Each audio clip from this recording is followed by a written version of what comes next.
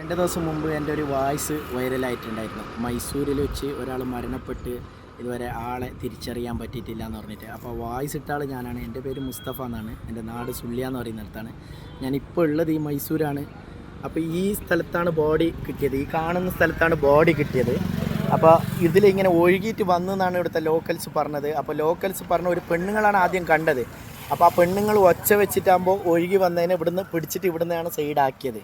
അപ്പോൾ ഈ സ്ഥലം കാണിക്കാനുള്ള കാരണം ആരെങ്കിലും അറിയുന്ന ആളുണ്ടോ നോക്കിയാൽ ഇതുവരെ തിരിച്ചറിയാൻ പറ്റിയിട്ടില്ല.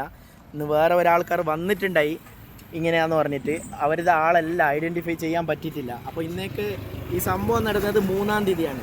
ഒക്ടോബർ 3-ാം തീയതി വ്യാഴാഴ്ച വൈകുന്നേരം 5:30 മണിക്കാണ് ഈ സംഭവം നടന്നത്. അപ്പോൾ ഇന്നേ ഒരാളെ തിരിച്ചറിയാൻ പറ്റിയിട്ടില്ല. അപ്പോൾ ഈ നോക്കി ഇവിടെ ഈ സ്ഥലത്ത് ബോഡി കണ്ട ആൾക്കാരെല്ലാം പറഞ്ഞത് മലയാളീൻ്റെ ഒരു ചായ ഉണ്ട് എന്നാണ്. അപ്പോൾ അതുകൊണ്ടാണ് മലയാളിയായിരിക്കും എന്നുള്ള ഇതിലാണ് ഈ വോയിസ് ഇതൊക്കെ ഇടാനുള്ള കാരണങ്ങൾ.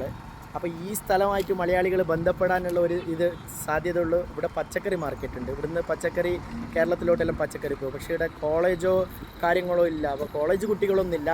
അതാ ഒരു സാധ്യതയുള്ളൂ. പിന്നെ ഈ ഒഴുകിയിട്ട് വരുന്ന ഈ കനലിൻ്റെ അങ്ങേയപ്പം കുറച്ച് ദൂരെ പോയാണ് അവിടെയാണ് ഈ യുവദസറ എന്ന് പറയുന്ന പ്രോഗ്രാം നടക്കുന്നത്. അതായത് ശ്രേയ ഘോഷാലും AR റഹ്മാനെല്ലാം വരുന്ന ഗാനമേളൻ്റെ പരിപാടിൻ്റെ സ്ഥലം. അങ്ങനെ ചിലപ്പോൾ അങ്ങനെ അവിടെ എന്തെങ്കിലും കാണാൻ വന്നിട്ട് വീഴാനുള്ള സാധ്യതയുണ്ട്.